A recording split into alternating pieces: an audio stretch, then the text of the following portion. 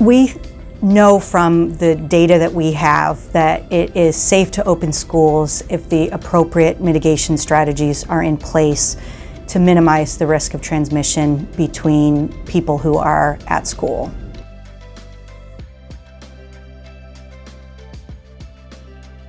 So we have limited data, but what we can see from the few studies we have and looking at numbers, the percentage of children who are positive with COVID in South Carolina, for example, has been stable this entire pandemic, even after schools opened.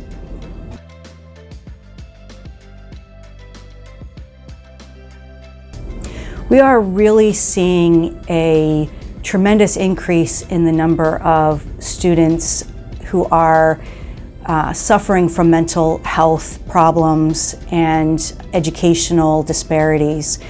And we are learning more and more how detrimental it is for children to not be in school.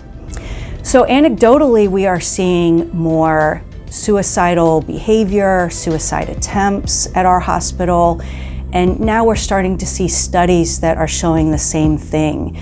So it really looks like children do not do very well when they are at home doing virtual education versus being in the classroom.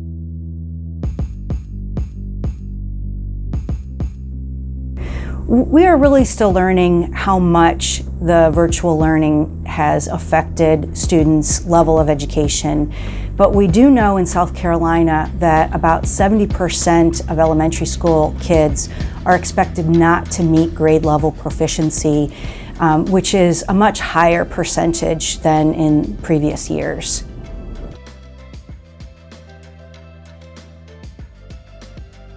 So we know a lot more now about what works to prevent transmission between teachers and students, and even teachers to teachers or students to students. And the number one important mitigation strategy to decrease transmission is masking across the board in children who are 2 years and up, and all of the teachers, and as well physically distancing from one another. The goal is not just to open schools to in-person learning. The second goal is to keep the children in the classroom. And some of that means doing things that are a little different than normal so that we can not only open schools, but keep them there and not have to constantly be quarantining children because they were exposed to COVID at school.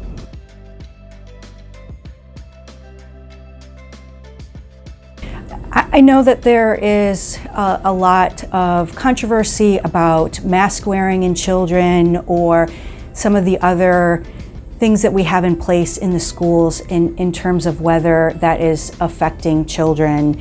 But right now, it is important for us to get the children back into school. And so some of the things that we are doing are important to meet that end goal. We have no evidence that any of the things that we have in place in the schools are negatively affecting our children.